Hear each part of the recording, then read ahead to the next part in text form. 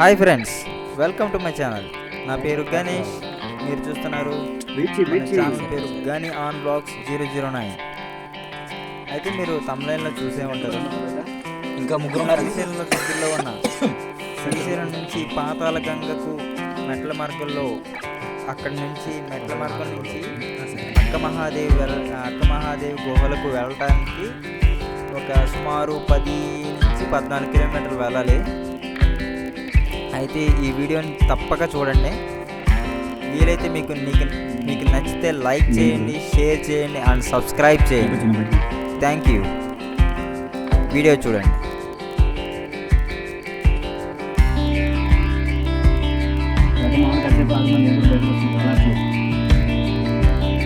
శివుడు బయటకు వస్తాను ఉండరా కొంచెంసేపు.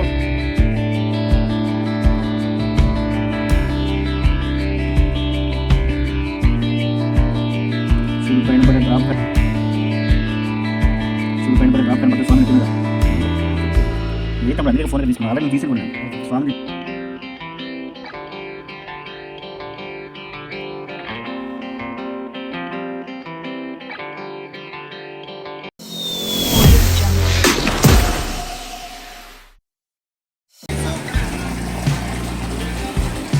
అదిరా అదే మార్చేది, డైరెక్షన్ కూడా మార్చేది అదే.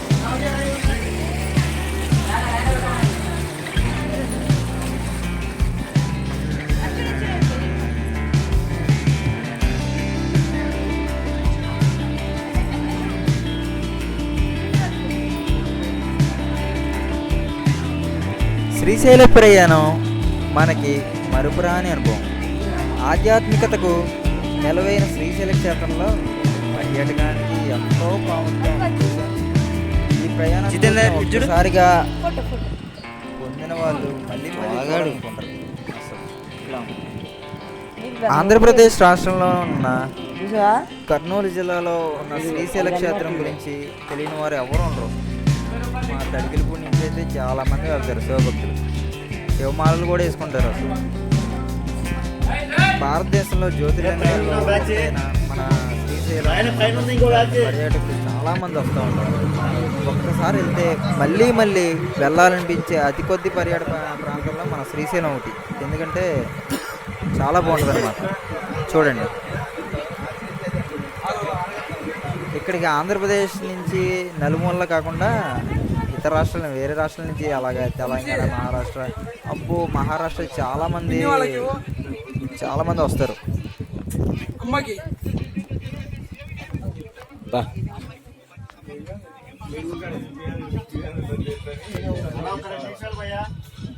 ఇక్కడ నుంచి అక్క మహాదేవి 16 నాటికల్ మైల్స్ అండి. రూట్ ప్రకారం అయితే 28 కిలోమీటర్లు వస్తుంది.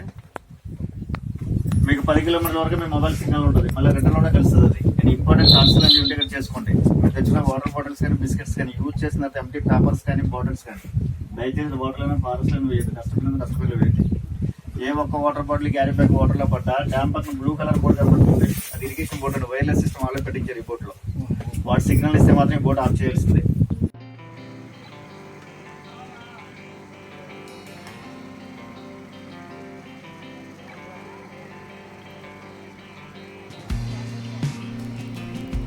మా ఈ ప్రయాణం చాలా సంతోషంగా, ఆనందంగా, ఆహ్లాదంగా, ఎంతో చక్కగా జరిగింది. అసలు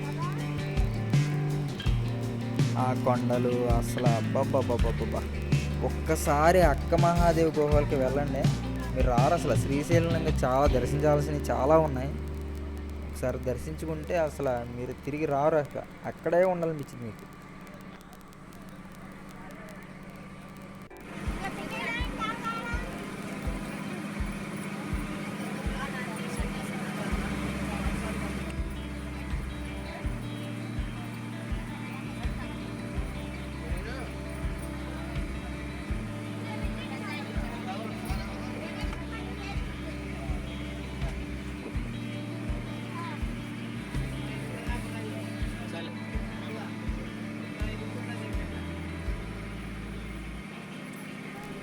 చూశారు కదా, అక్కడ చెంచులు కూడా నివసిస్తున్నారనమాట.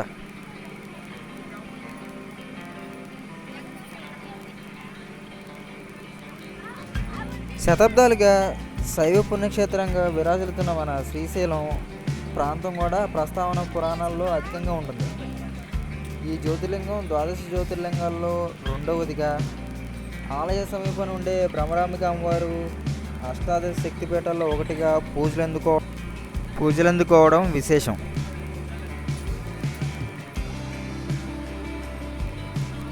శ్రీశైలాన్ని శ్రీపర్వతం, సిరిగిరి పర్వతం అని పేర్లతో పిలిచేవారు. శివపార్వతులు ఈ పర్వతంపై నివసించడంతో ఈ ప్రాంతానికి శ్రీ కైలాసం అనే పేరు కూడా ఉందని పురాణాలు కూడా చెప్తున్నాయి అన్నమాట.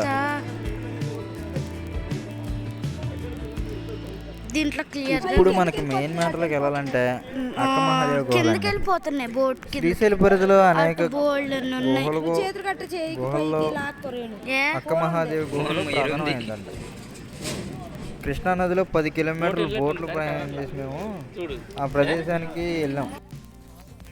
అయితే ఆవిడ కన్నడ ప్రాంతానికి చెందిన కవయిత్రి, అంటే కవి రాసిదనమాట. అక్క మహాదేవి శివుణ్ణి తన భర్తగా భావించి ఇక్కడ తపస్సు చేసినందుకు ఆ ప్రదేశాన్ని అక్క మహాదేవి గుహలు అనే పేరు స్థిరపడినట్లు చాలామంది చెప్పారు.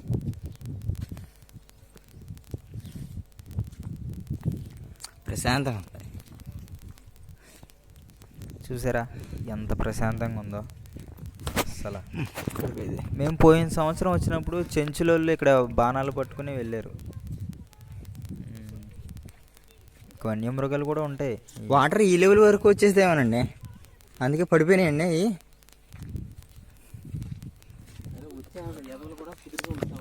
అక్క మహాదేవి మహాభక్తురాలే కాదు, గొప్ప రచయిత్రి కూడా. కన్నడలో ఆమె 400కు పైగా వచనాలు రాసినట్టు గుర్తించారు. చూసా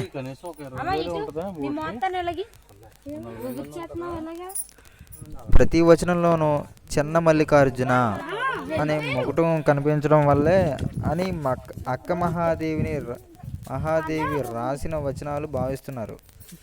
ఆమె వచనాలలో శివుని పట్ల ఆరాధన, ఆ ప్రకృతి పట్ల నమ్మకం, ఐహిక సుఖాల పట్ల వైరాగ్యం స్పష్టంగా కనిపిస్తాయి. వీటిలో ఆధ్యాత్మిక రహస్యాలను చెప్పే గూఢార్థాలు కూడా ఉన్నాయని నమ్ముతారు. కన్నడలో ఈమెని తొలి రచయిత్రిగా భావించేవారు, లేకపోలేదు కూడా. అక్క మహాదేవి రాసిన వచనాలను తెలుగులో కూడా అనువదించారు. దొరికితే తప్పకుండా చదవాలి మీరు. అందులో అరుదైన ఆనుమత్యాలు ఎన్నో కనిపిస్తాయి. నేను చదవలేదు కానీ పుస్తకం ఏదో 2 లైన్స్ చదివాను.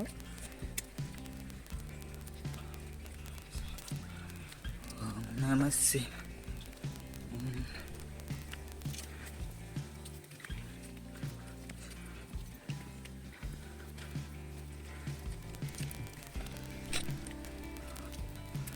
ఇందా బోట్ ఉంది చూసారా, అక్కడి నుంచి ఒక దత్తాత్రేయుల స్వామివారు గురు చరిత్రలో దత్తాత్రేయుల స్వామివారు ఫస్ట్ ఒకరు వెళ్ళిన తర్వాత దత్తాత్రేయుల స్వాముల వారు అదే అవతారం విడిచింది ఇక్కడే కదలీవనం. కదలీవనం ఎక్కడుందంటే తెలంగాణ బోర్డర్లో ఉంది. వీటికి ఒక రోజు ముందే పర్మిషన్ తీసుకోవాలంట. తెలంగాణ వాళ్ళ దగ్గరికి వెళ్ళి ఇలా పర్మిషన్ అడగాలన్నమాట. మాకు వీలు కుదరలేదు. ఈసారి వెళ్ళినప్పుడు తప్పకుండా వెళ్ళాలి.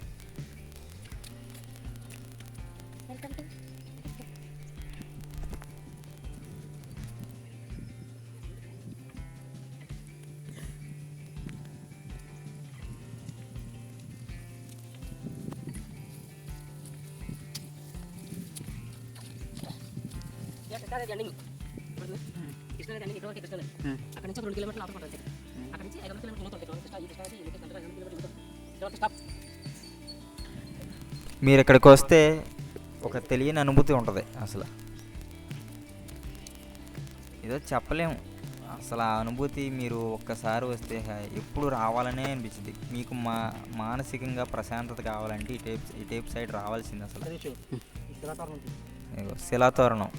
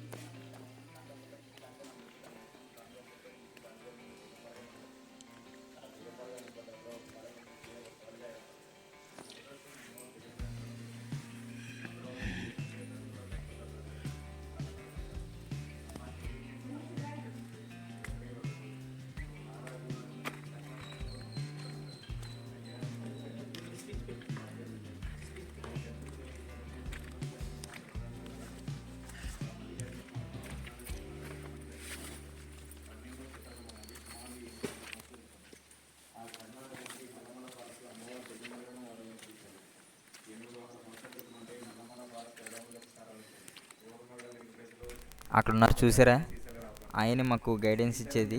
మొత్తం అసలు ఎలా వెళ్ళాలి, ఏంటి ఇది కథ, అమ్మవారి చరిత్ర ఏంటి అనేది ఈయనే చెప్తాడు చూడండి.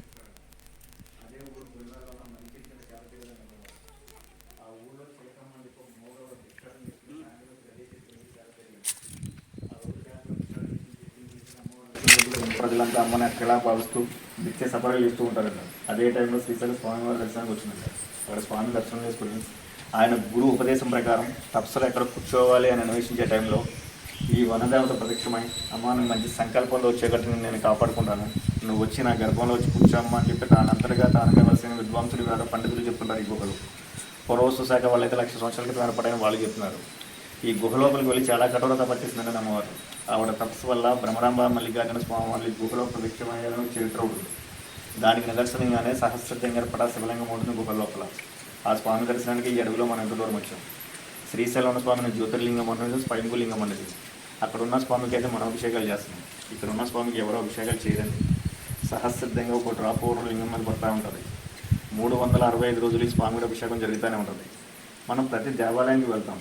దేవాలయం ముందు శిలాతోరణం కానీ ముఖద్వారం కానీ మనమే పట్టేసుకుంటాం. ఈ కేవ్స్ ముందు చూడండి ఎంత పెద్ద నేచురల్ ఆర్ట్ ఏర్పడింది శిలాతోరణం. ఇది ఒక భౌగోళిక అద్భుతంగా చెప్పబోతున్న శిలాతోరణం. మనకి తిరుపతిలో కూడా ఉంది, 26 అడుగులు ఉంటుంది తిరుపతిలో వేసి. ఇది పూజలు స్వామి ఉన్నాడు అంటారు నిదర్శనాలు. నెక్స్ట్ మాట్లాడదండి 20 years పైన వరకు వచ్చి 4 రోజుల క్రితం హెల్త్ బాగోతే ఫారెస్ట్ డిపార్ట్మెంట్ కూడా శ్రీశైలం తీసుకొచ్చారు. సాయంత్రం అయితే నరమానవుడు అని కూడా ఉన్నాడు ఇక్కడ లేడీలో. ఒక లేడీ 20 సంవత్సరాలు బట్టి గుహల దగ్గర ఉంటుందంటే ఒకసారి ఆలోచించండి. మన ఇళ్ళ దగ్గర ఒక గంట లేట్ వస్తామనేసరికి ఆటోమేటిక్గా ఫోన్లు వచ్చేస్తుంటే రాబోయేసరికి ఇక్కడ చరిత్రలో తిరిగే ప్రశ్న పడుతుందంటే మీరు చెప్పే నిజాలు ఇది ఒకటే. ప్లస్ ఆవిడ మహిమలు మంత్రాలు ఉన్నాయంటే మాత్రం నేను నమ్మం, కానీ స్వామివారి కృపైతే ఉంది. ఎందుకంటే ఇక్కడ 2 సాధువులు ఉన్నారు. స్వామివారికి పూజ చేయని క్లీన్ చేయని వాళ్ళే చేస్తుంటారు. అయినా సరే మా మనిషి వెళ్ళి చెక్ చేయడం మన వచ్చాడు మింగుసలాంటి లోపలికి వెళ్తాం. చాలా సేపు లోపలికి చెక్ చేస్తేనే లోపల ఉంది. ఈ కళ్ళ ముందే ఎలుగుబడులు ముళ్ళ మందిని తిరిగితే అందరూ చెప్తుంటుంది. ప్రతి యూట్యూబ్లో కనబడి గౌరమ్మ వాడి పేరు గుల్బర్గా నుంచి వచ్చింది. మేము కూడా చాలాసార్లు ఇక్కడికి వచ్చామని అమ్మవారు కనపడి ఇక్కడ రమ్మంది, ఇక్కడే ఉన్న మంది ఇక్కడే ఉన్నాను అంటారు. ఈ 3 శిలాతోరణం, ఈ మాత, స్వామి గారికి అభిషేకం నమ్మి నిజాలకి ఇది కళ్ళ కనపడేది. ఇక్కడ ఫస్ట్ టైం వచ్చేటప్పుడు సెకండ్ టైం కంపల్సరీ వస్తారని అనుకున్న కోరికలు తీర్థనే వస్తున్నారు. లేకపోతే ఈ కేవ్స్ మళ్ళీ చూడాలని వస్తున్నారు, వచ్చిన వాళ్ళు ఉన్నారు. నేను ఎక్స్పెక్ట్ చేసిన వేలాది మంది నన్ను పలకచ్చి వెళ్ళి ఉన్నారు. ఈ స్వామిని భారీగా వరలేం కోనవసరం లేదండి. వెళ్ళి మనస్ఫూర్తిగా స్వామిని పట్టుకుని నుదురాన్ని 3 సార్లు తాకిస్తూ వచ్చే చాలు. ఆయన తెలియని బాధలంటే మన దగ్గర ఏమన్నా తీర్థానో చూలు వస్తానే ఉన్నారు. సర్వంతర్యామి అయినా మీరు శ్రీశైలం స్వామివారి దర్శనానికి వెళ్ళారా? స్వామివారికి అంటే ముందు 3 నల్లరాత్రి విగ్రహాలు ఉంటాయి. అబ్జర్వ్ చేస్తారా? లెఫ్ట్ సైడ్ ఒకటి, రైట్ సైడ్ ఒకటి. గర్భగుడికి ముందు ఉంటాయి. ఒకటి అక్క మహాదేవ అమ్మవారి విగ్రహం ఒకటి, 2 హేమారెడ్డి మల్లమ్మ విగ్రహం ఒకటి, 3 సిద్ధరామప్ప విగ్రహం ఒకటి. వీళ్ళ ముగ్గురు కర్ణాటక భక్తులే, మనలా మానవ జన్మత్ర మనుషులే. మానవ జన్మత్ర మనుషుల విగ్రహాలు తీసుకెళ్ళి స్వామి కంటే ముందు పెట్టారంటే ఒకసారి ఆలోచించండి. వీళ్ళ ముగ్గురు చరిత్రలు ఎటువంటి ఆ అమ్మ ఇక్కడ తపస్సు చేయడం వల్ల మనం ఎంత దూరం వచ్చి ఈ స్వామి దర్శనానికి. మీరు పైన వచ్చినట్టు విగ్రహం చూస్తుంటారు కదా, ఆయన గణేష్ అవుతుంటారండి ఆ స్వామిని. గీతలో ఉన్న స్వామి అర్థం చాలా పెద్ద ప్రస్తుతానికి. కార్తీక పౌర్ణానికి, గురు పౌర్ణానికి ఆయనతో పాటు 4,000, 5,000 మంది శిష్యులు వస్తారు. ఇది ఆ రోజంతా ఇక్కడ ధ్యానాలు చేసుకుని మరుసటి రోజు వెళ్ళిపోతుంటారు. దీని అంతా తప్పు భూమి అని పిలుస్తారు. మీకు ఎవరైనా మెడిటేషన్ కానీ ధ్యానం చేసే అలవాటు ఉంటే ఈ ప్లేస్కున్న పవిత్రత ఏంటనేది మీకు అర్థమవుతుంటుంది. అన్ని వేల మంది వచ్చి వెళ్తారంటే చూడండి. మరి యోగులు, సిద్ధులు లాంటి వాళ్ళు వచ్చి ఇక్కడ సేవించిపోతుంటారు. మీరు సైలెంట్గా ఉంటే ఓం నమః శివాయ శబ్దం కూడా స్వామి వారిని చూస్తుంటుంది. ఒక అద్భుతం ప్లేస్ కదంటే సైలెంట్గా వెళ్ళండి. ఇప్పుడు మనం 45 మంది వచ్చాం. 25 నెంబర్స్ లోపలికి వెళ్దాం. తర్వాత నెక్స్ట్ బ్యాక్ తీసుకుంది. ఈ లోపు పైన విగ్రహం వెళ్ళాలనుకుంటే వెళ్ళండి. అక్కడ సాధువులు ఉంటారు, వాళ్ళని డిస్టర్బెన్స్ చేయొద్దు. వెళ్ళి చూడాలని చూసిరండి ఆ ప్లేస్లు. చాలా మంది సాధువులు కనపడాలని కూర్చొని చేసి కాళ్ళు చూపిస్తుంటారు. అలా మెట్టలు దారండి అది. నేను ఏదో స్వామికి అభిషేకం జరుగుతుందని పుణ్యపోత అభిషేకం జరిగిందండి. స్వామి వారిని పట్టుకుంటే ప్రతి ఒక్కరు చేతులకి క్షమాయింపు వస్తాయి. తడి తగులుతుంది. ఏ విగ్రహాన్ని రాత్రి విగ్రహాన్ని 10 మంది ముట్టుకుంటే ఎంత తడి విగ్రహం డ్రై అయిపోతుంది. ఈ విగ్రహాలు డ్రై కదండి. ఎంతమంది అనుకున్నా క్షమాయింపు పడతలుగానే ఉంటుంది. ఆయన నెత్తి మీద పాము పడగటప్పుడు బుడుకుంటుంది. ఒక డ్రాప్ నిలబడి ఉంటుంది. అది గోల్డ్ కలర్లో మెరుస్తుంది. పడుతుంది అది, కానీ ఎప్పుడు పాటలో పడుతుంటుంది. అది ఎప్పుడు పడుతుంది అనేది ఎవరికి తెలియని విషయం. అది ఎట్టి పరిస్థితుల్లో డ్రాప్ వాటర్ టచ్ చేయడం మాత్రం ట్రై చేయకండి. విద్వాంసులు వచ్చారు, సైంటిస్టులు వచ్చారు. విద్వాంసులు అయితే స్వామివారికి సహసిద్ధంగా పడే వాటర్ని తాగి మాయపరచదని వాళ్ళు చెప్పారు. సైంటిస్టులు అయితే న్యాచురల్గా పడే వాటర్ కూడా కెమికల్స్ ఉంటాయి, టచ్ చేస్తే తలకు రాసుకుంటే రోగాలు వస్తాయని చెప్పారు. ఏది ఏమైనా వాటర్ డ్రాప్ పెట్టుకున్నా మనస్ఫూర్తిగా స్వామిని చూసారండి. శ్రీశైలంలో చాలామంది స్పర్శించాలి దర్శనాలు దొరకవు. ఇక్కడ అందరికీ స్పర్శ దర్శనం దొరుకుతుంది. ఈ స్వామిని ఒక రోజులో ఒకసారి మాత్రం దర్శనం చేసుకుంటారండి. చాలామంది హుషారుగా ఉంటారు. ముందు వచ్చినట్టు మళ్ళీ 2వ సార్లు రెడీ అయిపోతుంటారు. ఏదైనా అనుకున్నవి జరిగితే శ్రీశైలం నిద్ర చేసి 2 రోజులు వచ్చిన ఉన్నారు తప్ప ఒక రోజులో మాత్రం 2 సార్లు దర్శనం వెళ్ళడం లేదు. నేను లోపలికి వచ్చాక మీరు ఎన్ని వేల రూపాయలు వచ్చినా లోపలికి ఎదురు బయటికి ఏంటి అంటే లోపల ఉన్నంతసేపు అయితే అందరికీ దర్శనం అయితే చేస్తాను. మనస్ఫూర్తిగా చూసిరండి. రైట్, మొబైల్ టార్చెస్ వేసుకోండి. టార్చ్ వెళ్తులు వెళ్ళలేదే టార్చ్ వెళ్తులు రావాలి. స్వామిని అయితే ఫోటో తీయడానికి ట్రై చేద్దాం. అన్న కుర్రోళ్ళు పైకి వెళ్ళి వస్తారా, వెయిట్ చేస్తారా? ఇంకోటి మీరు వినే ఉంటారు, ఇక్కడ ఇద్దరు సాధువులు ఉన్నారు. శ్రీశైలంలో ఒక సాధువు, శ్రీశైలంలో కానీ కాశీ. అయితే మేము సెకండ్ ట్రిప్కి వెళ్తాం. ఫస్ట్ ట్రిప్ వాళ్ళు లోపలికి వెళ్ళిపోయారు. ఈలోపు మేము లోపల ఏమున్నాయి, మళ్ళీ పైన ఏమున్నాయి, మొత్తం బేదర్ నుంచి పైన ఆశ్రమం చూసారా, గణేష్ అవధూత స్వామి గురించి, దాని గురించి చెప్తానమాట. ఇప్పుడు చాలా చీకటిగా ఉంటుంది. గబ్బిలాలు మొత్తం గబ్బిలాలు స్మెల్ అసలు అమ్మో, అందరూ ఇప్పుడు వెళ్తే ఆ లోపలికి వెళ్తే గబ్బిలాల స్మెల్, మొత్తం దుమ్ము అలా లేసిపోద్ది. అసలు మొత్తం వీడియో పెట్టలేదు కానీ పెట్టద్దు అన్నాడు. ఏదో కష్టపడి ట్రై చేసి పెట్టా. లోపలికి వెళ్తే వెనకలేదో మన వెనకలేదో నడిచేసినట్టు అసలు అదొక ఆరా క్రియేట్ అయిపోద్ది.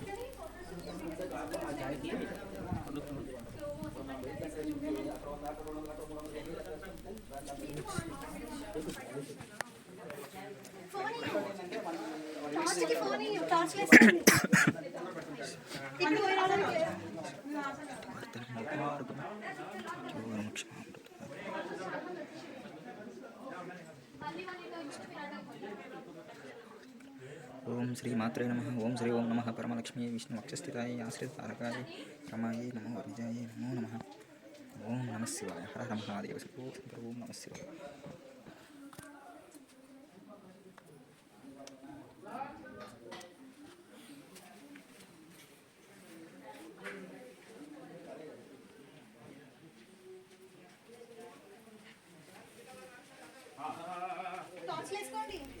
సాధ్యమైనంత వరకు మన సబ్స్క్రైబర్స్కి చూపించాలనే ఇది లైట్గా చూపించాను, మరి అంత దగ్గరికి వెళ్ళి చూపించలేదు. చూపిద్దామంటే అతను వద్దంటున్నాడు. వద్దయ్యా, ఇంకా ముగ్గురు ఉన్నారు. దుమ్ము అసలు బాబోయ్, దుమ్ము దుమ్ము దుమ్ము. మీకు కెమెరాలో కూడా దగ్గరికి వచ్చాం కాబట్టి కొంచెం రాతిగా కనపడుతుంది, కాబట్టి రాతి ప్రదేశంలో వచ్చాం కాబట్టి కింద మీకు అలా కనిపించట్లేదు. అసలు ముందు నుంచి ఒక 5-10 మీటర్స్ వరకు దుమ్ము, అసలు మామూలు దుమ్ము కాదు. అసలే నాకు మళ్ళీ జలుబు పట్టేసింది. జలుబు మొహం అంతా ఉబ్బిపోయినట్టు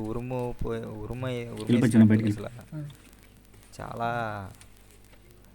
ఇబ్బంది పడ్డా. కానీ అమ్మవారిని దర్శించుకున్న తర్వాత చాలా ప్రశాంతంగా ఉంది. అంత దూరం బయటకు వస్తాను, గాలట్లేదు అసలు శివుడు. బయటకు వస్తాను, ఉండరా కొంచెంసేపు.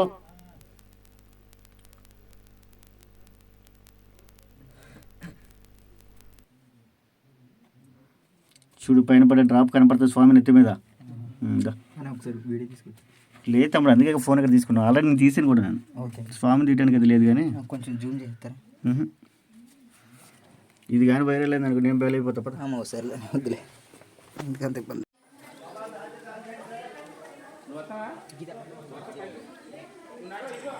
ఇందాక గైడ్ మాకు చెప్పాడు కదా, పైన అవధూత ఉన్నారు, బేదర్ నుంచి వచ్చిన గణేష్ అవధూత స్వామి అని.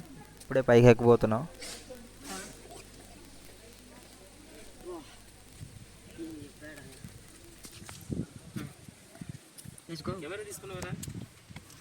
సరే, నా ఫోన్ ఉందిగా.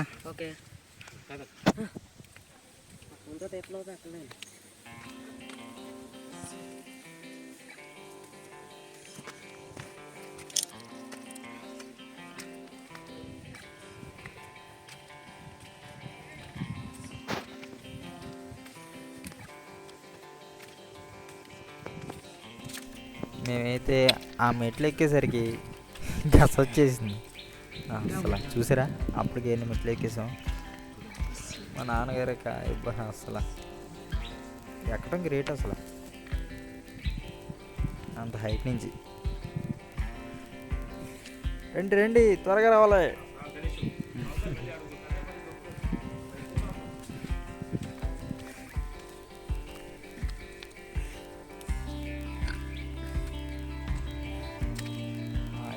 బాబోయ్,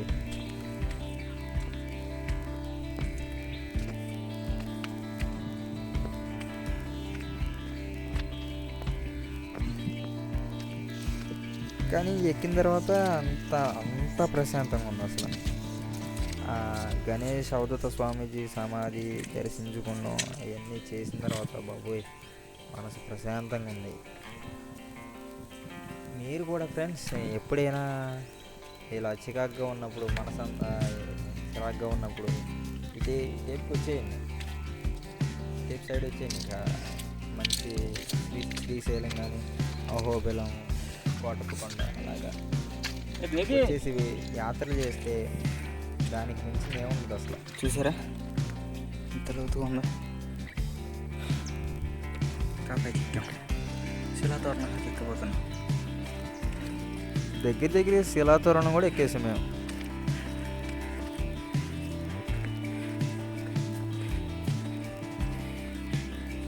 చూసారా స్వామీజీ వస్తున్నారు.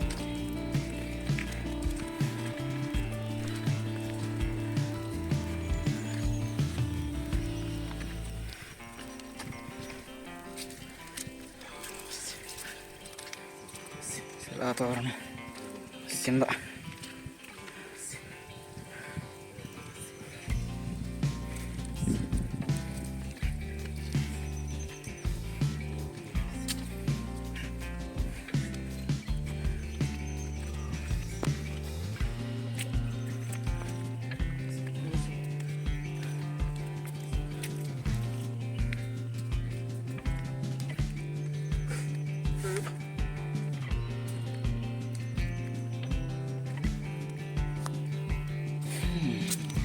ఓం నమః శివాయ.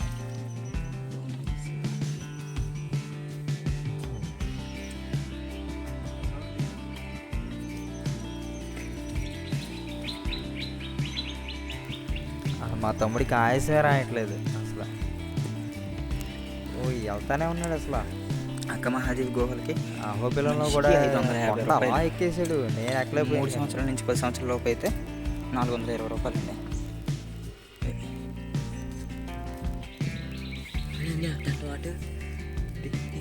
ఇది కనపడలేదా? ఏంటి పిట్టలాగా ఉందండి ఇది.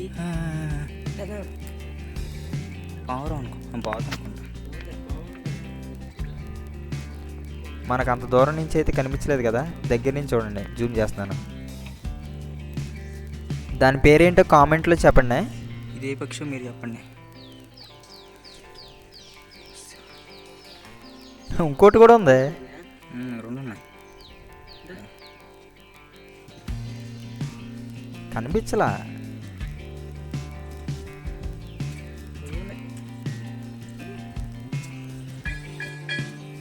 ఇక్కడ కార్తీక మాసం రోజున అన్నదానం ఉంటుందండి. చూసారు కదా, ఈ మొత్తం వీడియోలో మీకు ఏది బాగుందో కింద కామెంట్ చేయండి. అయితే ఈ ఆశ్రమాన్ని దర్శించుకొని మేము తిరుగు ప్రయాణం చేసాం. కూడా మీకు ఈ వీడియో నచ్చితే లైక్ చేయండి, షేర్ చేయండి అండ్ సబ్స్క్రైబ్ చేసుకోండి. Thank you.